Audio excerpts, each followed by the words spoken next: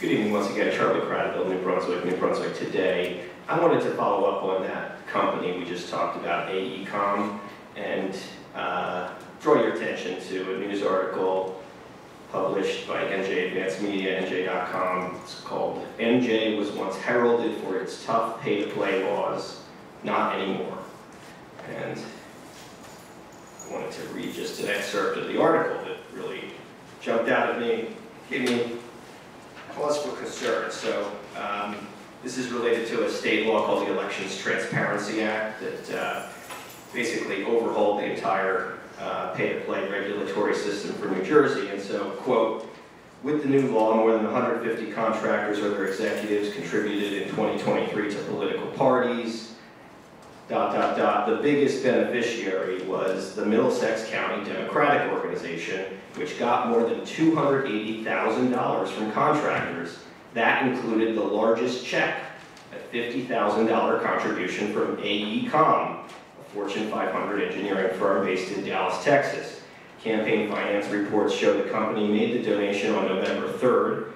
5 days later, the Middlesex County Improvement Authority awarded AECOM a $7 million design contract for improvements to the New Brunswick train station, ... Authority Executive Director H. James Polos, who said at the November 8th meeting that the contract was competitively bid, did not respond to requests for comment.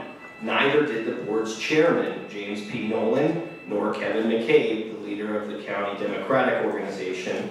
A request for comment from AECOM was also not returned." So I would like to know what you have to say about this, given that you just approved some $6.6 million to this same company that's donated to the Middlesex County Democratic Organization. Of course, you, sir, are a candidate on the ballot this year, running with the support of that organization. And I wanted to ask, if everything here is above board, why is Jim Polos, Jim Nolan, and Kevin McCabe not responding to requests for comment from the state's largest news outlet? You know, this isn't one of my articles. This is NJ.com asking why, apparently why AECOM is at the top of this list for political donations to county parties. I have nothing to say. No comment. No comment. Just what I said. Are you soliciting political donations from AECOM at the same time you're giving them contracts? Is somebody at the MCDO doing that? I have no comment.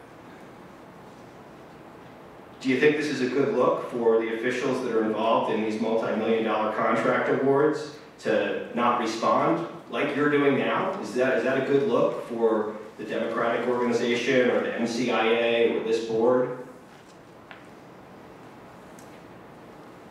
Charlie, the MCIA follows strict procurement protocols for all contracts, many in coordination with state agencies. Our procurement regulations aim to ensure that Middlesex County receives the highest quality of work at the best possible value for taxpayers. We can't speak for what other people are going to speak to the press or not. This is what you have to understand. We have strict rules that we follow, and they're followed to the letter, both here and at the MCIA. Okay, well, maybe you could talk a little bit about AECOM and why you've chosen to give them, I mean, because this is a company I had not done much business here in Middlesex County. I know they're a national and even international company, but all of a sudden, they are getting huge contracts, not just the New Brunswick train station, which was the topic of this article, but now tonight, this stadium.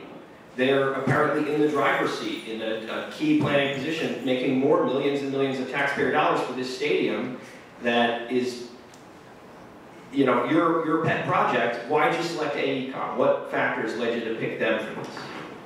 They're like any other engineer that if the engineering that they do, people feel comfortable with their professionalism and their work and their experience, and that's why they're chosen to do that project. As Mr. Kelso said, they follow the whole process like every other engineering firm. Yeah, you said people. Which people? Who recommended them? Who is our engineering staff here? Okay, and I can't get past this $50,000 check 5 days before a big contract award. Can you explain the timing of that award or why? Done? Thank you. Time is up.